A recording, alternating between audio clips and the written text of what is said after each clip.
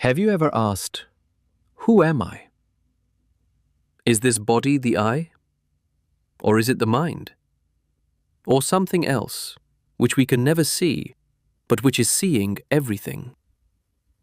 Aitareya Upanishad, this divine scripture that arose in the shadow of the Rigveda, gives us the answers to these questions, not just through reasoning, but through experience. This is no ordinary scripture. It reveals the origin of the soul, the plan of Brahman, and the mystery of the three births of life. Today we will begin the journey of this mystery from the first section of the first chapter of the Aitareya Upanishad. This is not just Vedanta. It is the quest for that fundamental question of life which every conscious soul has surely asked at some point. So come, let us descend into our innermost being, towards that soul which is beyond speech, yet is established in speech. Aitareya Upanishad, first chapter, first section. In the beginning of the entire creation, there was only the soul. It was the only one. There was neither any other object, nor any consciousness, nor any existence. Everything was like zero. Only the soul existed within itself. That soul thought, now I will create the worlds.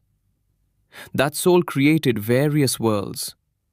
First, it created the world, which is beyond water and situated at a divine height. After that, it created the Marichi world, which is spread out as a luminous sky. Then it created the Maro world, which is the region between the earth and the sky, that is, the world in which we live our lives. Then it created Apa, or the water element, which is situated below the earth. Thus, from top to bottom, Marichi, Maro, and Apa, 4 worlds were established. That soul then reconsidered that to maintain movement and balance in these worlds, their protectors or presiding deities are necessary. Then that Brahman element created a man from water. Raising that man from the water, it gave him consciousness and life. That Brahma purified that man, filling him with energy and strength. Just as an egg cooks and then life emerges from it, similarly consciousness flowed into that man's body. And then various organs were formed. First, his mouth appeared. The mouth produced speech, and from speech, fire was generated. After this, his nostrils appeared. From the nostrils arose the life force, and from the life force, the air was created. Then his eyes appeared. From the eyes arose vision, and the presiding deity of vision became the sun. Then the ears appeared. From the ears emerged the power of hearing, and its connection was established with the directions. Then his skin appeared. From the skin developed hair, and from the hair originated plants and medicines. Then the heart appeared. From the heart arose the mind, and from the mind manifested the moon. Then his navel appeared. From the navel was born the Apana Vayu, downward moving breath, and from Apana came the onset of death. Finally, his phallus appeared. From the phallus was produced semen, and from semen the element of water was reaffirmed. Thus Brahma created the man from the soul, and from that man arose all the senses, deities, worlds, and elements. This is the profound secret of creation, which the sages realized through their inner self and imparted to us in the form of the Upanishads. Aitareya Upanishad, first chapter, second section. After the creation of all these deities, they all entered this vast cosmic ocean, that is, the immense water mass of the universe. However, there they faced a problem. They became afflicted with hunger and thirst. Then they went to the Supreme Being who had created them and said, "Create for us a foundation, a medium in which we can be established and consume food, so that our hunger and thirst may be quenched." Then the Supreme Being created a cow for them and said, "This can be your foundation." But the deities tested it and said, "No, this is not sufficient to fulfill our purpose." Then God created a horse. The gods also examined it and said, "No, this is not suitable for us either." Then finally, God created a man. The gods saw that man and joyfully said, "Blessed is this creation. This man is truly an excellent creation. This creation has succeeded." Then they asked God, "Can we enter this man?" Then Brahma instructed them, "As you wish. Enter this man and take your respective places." Then fire took the form of speech and entered the man's mouth. Air took the form of life force and entered the nostrils. The sun took the form of sight and entered the eyes. The directions took the form of the power of hearing and settled in the ears. Medicines and plants took the form of hair and entered the skin. The moon took the form of the mind and entered the heart. Death took the form of the downward moving air and settled in the navel. And the water element took the form of semen and entered the penis. Then hunger and thirst, who was still dissatisfied, said to Brahma, "Let us also experience through some medium. Let us also enter." Then Brahma replied, "I will also divide you both among the gods. I establish you as a part of the gods.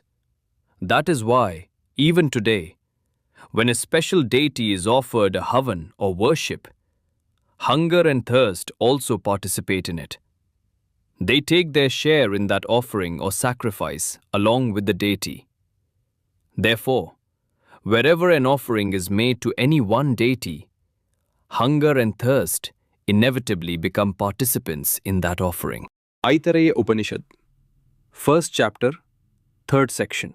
Now that Supreme Being thought again. The creation of these worlds has been completed, and the guardians of these worlds have also been created. Now, there should be the origin of food for them, so that they can live. He heated the water. From that heat of penance, a form was produced.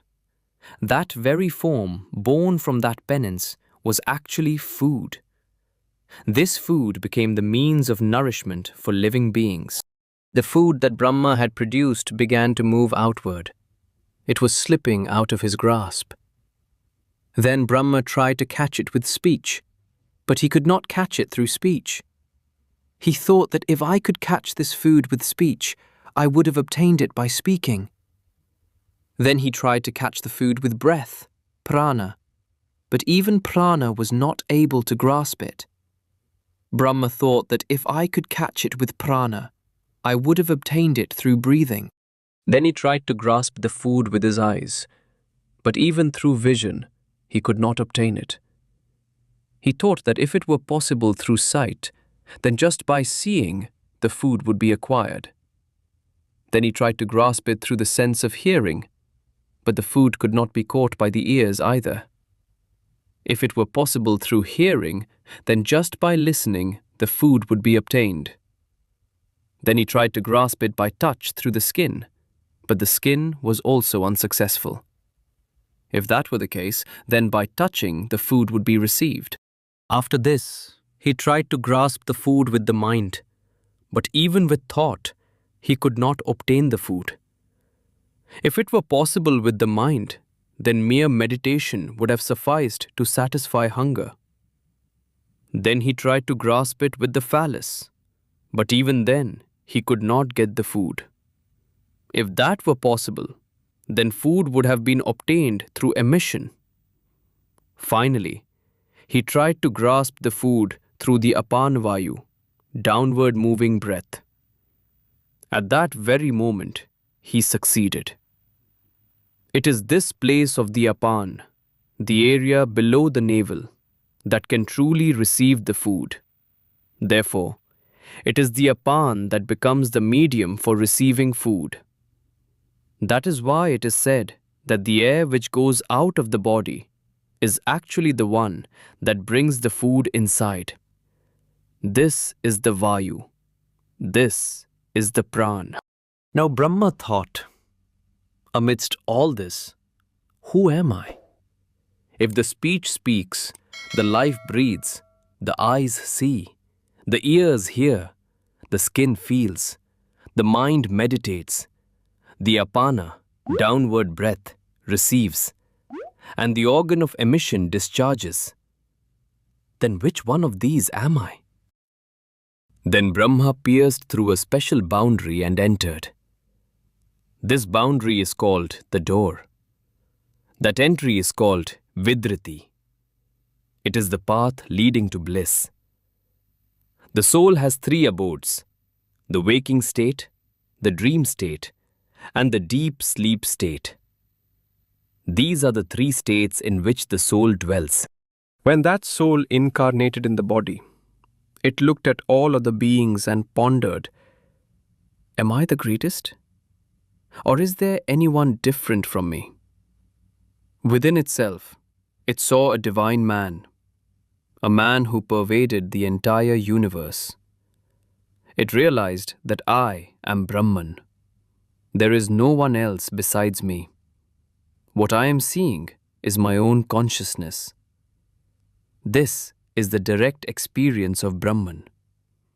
That is why it was named Idamdrah, meaning the one who sees all this. Over time, this name Idandro became Indra. Although its true name was Idandra, the gods prefer indirect names, so it was called Indra. The gods truly favor the indirect. They give more importance to indirect and mysterious forms. Aitareya Upanishad, 2nd chapter. When a man produces semen, the beginning of conception occurs. This seed is the essence of the accumulated energy from his entire body, which is the core of his entire strength. This energy within the man holds the self-form within itself. And when the man plants that seed in the woman, at that very moment the womb is formed. This is its first birth. After this, the seed enters the woman and becomes a part of her, as if it has merged into one of her own limbs. Therefore, the man does not harm the woman in any way, because she is the self-form of that seed. The woman carries that womb, which is now a part of the man, within herself in the form of the self, and she nurtures it. Thus the woman becomes a nurturer of emotions. That is, she feels emotions, pays attention to them, and nurtures them. And therefore, she herself also becomes one to be nurtured. She becomes a recipient of the man's emotions. She carries that womb within herself. And when the child is born, the man influences the child from the moment of birth through his thoughts and impressions. The man who guides this newborn child from the very first moments of its birth is in fact recreating his own form. This process is the means of maintaining the lineage of worlds. Thus, it is called the second birth, when the soul expresses itself again in the form of a child.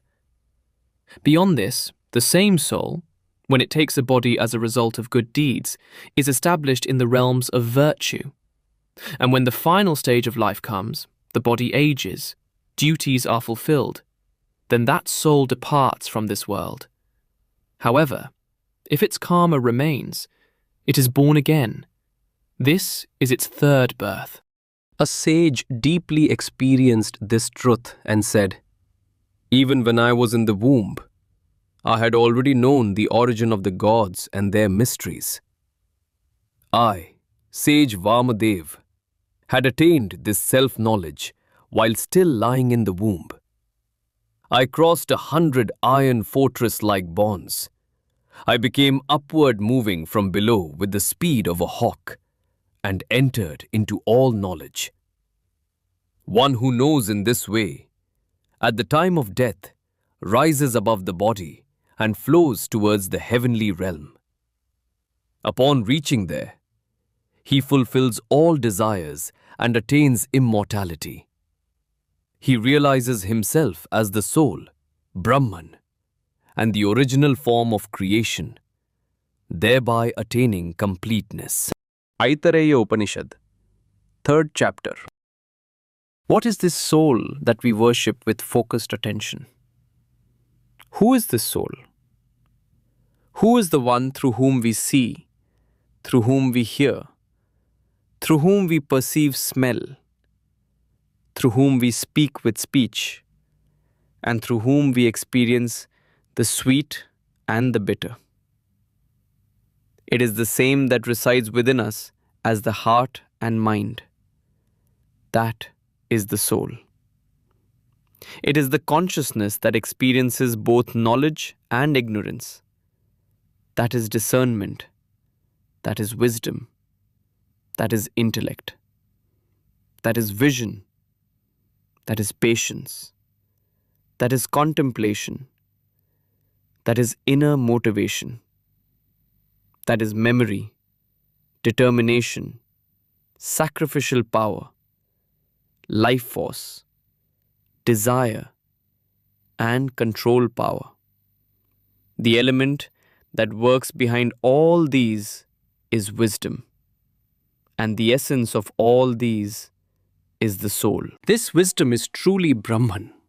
It is Indra, it is Prajapati, it is the source of all the gods. It is the consciousness that pervades the 5 great elements: earth, air, sky, water, and fire.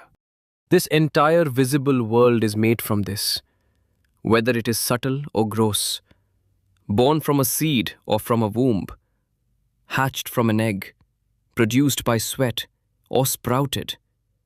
All kinds of beings, such as horses, cows, humans, elephants, whatever creatures move, fly, or remain stationary, all arise from that same consciousness. All beings exist in the vision of that consciousness, are established in it. All worlds are operated by that consciousness. Consciousness is their foundation, and that same consciousness is Brahman. The soul endowed with this consciousness moves beyond this world and attains the heavenly realm. There it fulfills all desires and attains immortality. It becomes complete, equalized. This Upanishad gives us the profound understanding that the soul is not a limited element, but the supreme consciousness that is the foundation of the entire creation. And this wisdom is Brahman. This Upanishad is not just a text, it is a glimpse of the soul itself. If you have felt anything, a thought, a vibration, a silence, it is the experience of that same Brahman whose voice has been expressed here. Incorporate this divine knowledge into your life and participate in spreading this awareness to others. Share the video, write your thoughts below, and stay with us on this journey of self-realization. Thank you.